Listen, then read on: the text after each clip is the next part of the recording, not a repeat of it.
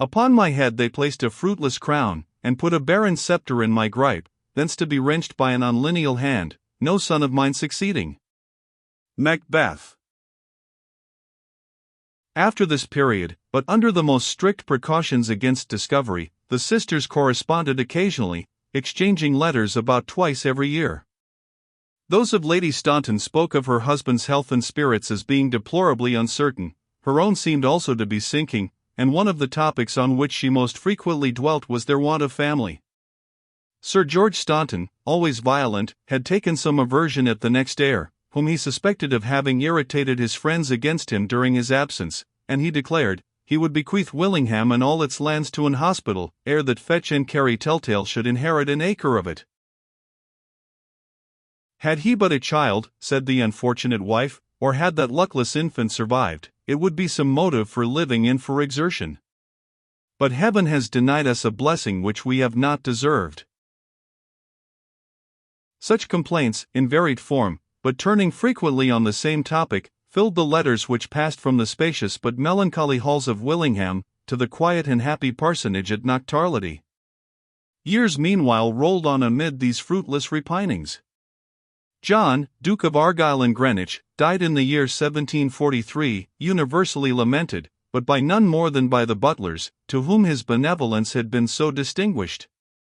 He was succeeded by his brother Duke Archibald, with whom they had not the same intimacy, but who continued the protection which his brother had extended towards them.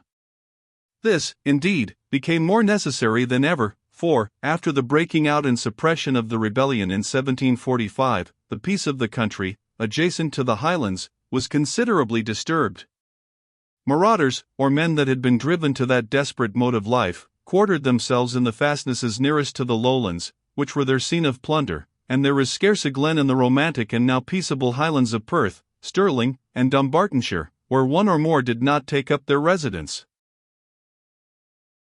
The prime pest of the parish of Knocktarlity was a certain Donnacha Dhu Nadune, or Black Duncan the Mischievous, whom we have already casually mentioned.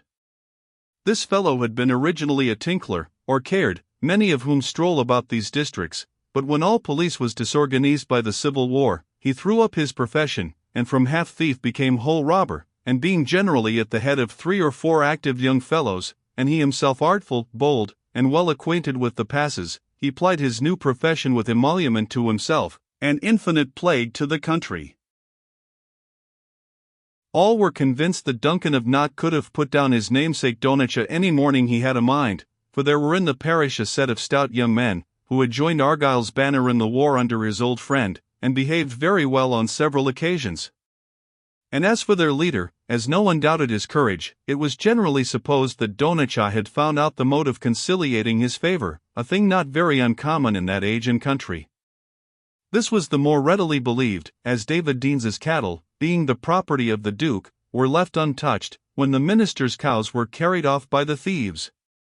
Another attempt was made to renew the same act of rapine, and the cattle were in the act of being driven off, when Butler, laying his profession aside in a case of such necessity, put himself at the head of some of his neighbors, and rescued the cray, an exploited which Deans attended in person, notwithstanding his extreme old age, mounted on a Highland pony, and girded with an old broadsword, likening himself, for he failed not to arrogate the whole merit of the expedition, to David, the son of Jesse, when he recovered the spoil of Ziklag from the Amalekites. This spirited behavior had so far a good effect, that Donnacha Dhu Nadune kept his distance for some time to come, and, though his distant exploits were frequently spoken of, he did not exercise any depredations in that part of the country.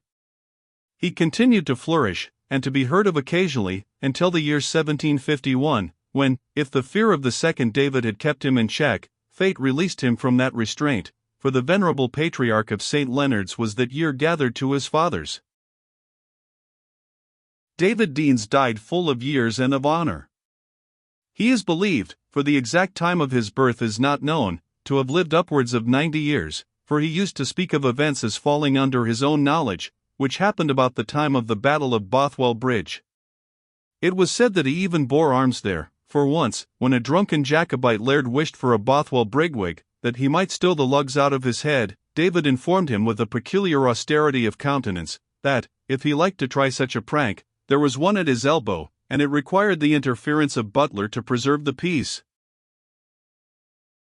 He expired in the arms of his beloved daughter, thankful for all the blessings which Providence had vouchsafed to him while in this valley of strife and toil, and thankful also for the trials he had been visited with, having found them, he said, needful to mortify that spiritual pride and confidence in his own gifts, which was the side on which the wily enemy did most sorely beset him. He prayed in the most affecting manner for Jeanie, her husband, and her family, and that her affectionate duty to the poor old man might purchase her length of days here, and happiness hereafter. Then, in a pathetic petition, too well understood by those who knew his family circumstances, he besought the Shepherd of souls, while gathering his flock, not to forget the little one that had strayed from the fold, and even then might be in the hands of the ravening wolf. He prayed for the national Jerusalem, that peace might be in her land, and prosperity in her palaces, for the welfare of the honourable house of Argyle, and for the conversion of Duncan of Knockdunder. After this he was silent, being exhausted, nor did he again utter anything distinctly. He was heard, indeed, to mutter something about national defections, right-hand extremes, and left-hand failings off, but, as May Hatley observed, his head was carried at the time, and it is probable that these expressions occurred to him merely out of general habit, and that he died in the full spirit of charity with all men. About an hour afterwards he slept in the Lord. Notwithstanding her father's advanced age, his death was a severe shock to Mrs. Butler. Much of her time had been dedicated to attending to his health and his wishes, and she felt as if part of her business in the world was ended, when the good old man was no more. His wealth, which came nearly to £1,500 in disposable capital, served to raise the fortunes of the family at the manse. How to dispose of this sum for the best advantage of his family was matter of anxious consideration to Butler. "If we put it on heritable bond, we shall maybe lose the interest, for there's that bond over Lounsbeck's land. Your father could neither get principal nor interest for it. If we bring it into the funds, we shall maybe lose the principal and all, as many did in the South Sea scheme. The little estate of Craigster is in the market. It lies within 2 miles of the manse, and Knox says his Grace has no thought to buy it. But they ask £2,500, and they may, for it is worth the money, and were I to borrow the balance, the creditor might call it up suddenly, or in case of my death my family might be distressed. And so if we had Mare Siller, we might buy that bonny pasture ground, where the grass comes so early," asked Jeanie. "Certainly, my dear, and Knockdunder, who is a good judge, is strongly advising me to it. To be sure it is his nephew that is selling it." "Aweel, Reuben," said Jeanie, "ye maun just look up a text in Scripture, as ye did when ye wanted siller before. Just look up a text in the Bible." "Ah, Jeanie," said Butler, laughing and pressing her hand at the same time, "the best people in these times can only work miracles once." "We will see," said Jeanie composedly, and going to the closet in which she kept her honey, her sugar, her pots of jelly, her vials of the more ordinary medicines, and which served her, in short, as a sort of storeroom, she jangled vials and gallipots, till, from out the darkest nook, while flanked by a triple row of bottles and jars, which she was under the necessity of displacing, she brought a cracked brown can, with a piece of leather tied over the top. Its contents seemed to be written papers, thrust in disorder into this uncommon secretaire. But from among these Jeanie brought an old clasped Bible, which had been David Deans's companion in his earlier wanderings, and which he had given to his daughter when the failure of his eyes had compelled him to use one of a larger print. This she gave to Butler, who had been looking at her motions with some surprise, and desired him to see what that book could do for him.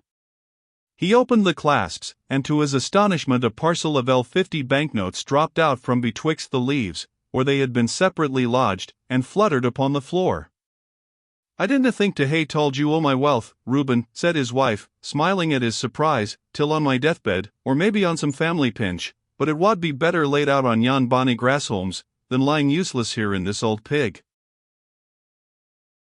"How on earth came ye by that siller, Jeanie?" "Why, here is more than £1,000, said Butler, lifting up and counting the notes.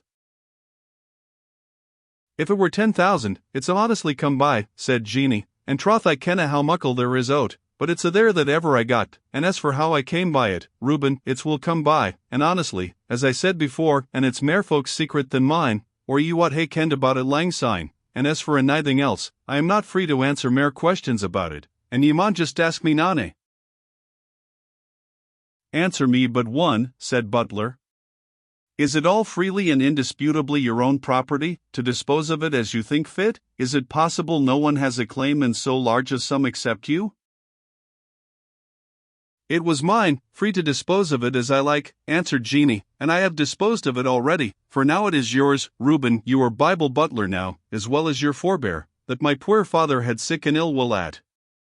Only, if ye like, I wad wish Feemy to get a good share out when we are gane. Certainly, it shall be as you choose, but who on earth ever pitched on such a hiding place for temporal treasures? That is just my old-fashioned gates, as you see them, Reuben. I thought if Donich was to make an outbreak upon us, the Bible was the last thing in the house he wad meddle why, but in ony mair siller should drap in, as it is not unlikely, I shall e'en pay it hour to you, and ye may lay it out your own way. And I positively must not ask you how you have come by all this money, said the clergyman. Indeed, Reuben, you must not, for if you were asking me very sair I wad maybe tell you, and then I am sure I would do wrong. But tell me, said Butler, is it anything that distresses your own mind?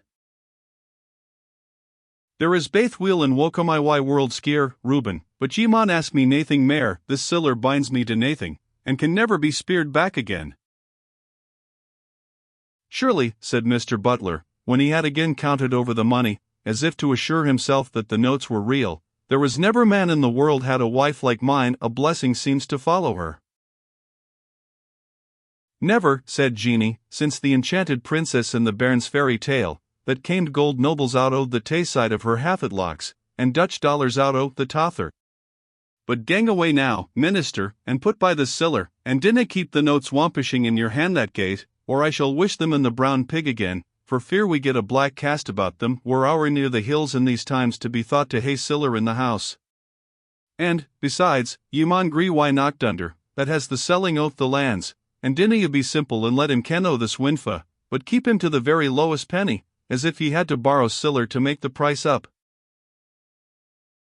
In the last admonition, Jeanie showed distinctly that, although she did not understand how to secure the money which came into her hands otherwise than by saving and hoarding it, yet she had some part of her father David's shrewdness, even upon worldly subjects.